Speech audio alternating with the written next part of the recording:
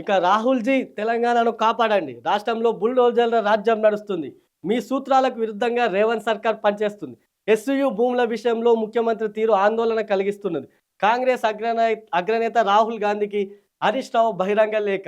ఇక్కడ ఇక్కడ ఇంకొక విషయం చర్చించుకోవాల్సింది ఏంటంటే, అంటే రాహుల్ గాంధీకి తెలియకుండానే రేవంత్ ఇదంతా నడిపిస్తున్నాడా, అంటే పార్టీ అధిష్టానానికి ఇదంతా తెలియదా, అంటే వీళ్ళు లేఖలు రాస్తున్నారు బీఆర్ఎస్ పార్టీ, అయితే అధిష్టానానికి తెలియకుండానే ఇదంతా జరుగుతుందా అనేది ఇక్కడ ఒక క్వశ్చన్. ఎందుకంటే జాతీయ పార్టీలకు సంబంధించి నేషనల్ లెవెల్లో వచ్చే ఆర్డర్స్ స్టేట్ లో పాటిస్తారు.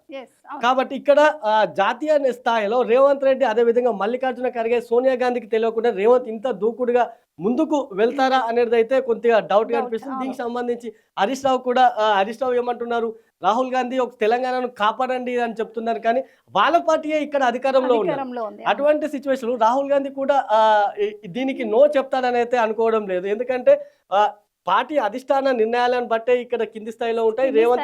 ఒకవేళ రేవంత్ రెడ్డి ఏదైనా నిర్ణయం తీసుకోవాలనుకునే ముందే అధిష్టానాన్ని కూడా ఇన్ఫర్మేషన్ ఇవ్వాల్సి ఉంటుంది. అధిష్టానాన్ని కూడా ఆయన ఇన్ఫర్మేషన్ ఇస్తారు. ఏదైనా కొన్ని కీలక నిర్ణయాలు తీసుకునే అటు పార్టీ పరంగా కానీ ప్రభుత్వంలో ఏవైనా కొన్ని తీసుకున్నప్పుడు అధిష్టానానికి అయితే కొంచెం సమాచారం అయితే ఉంటుంది.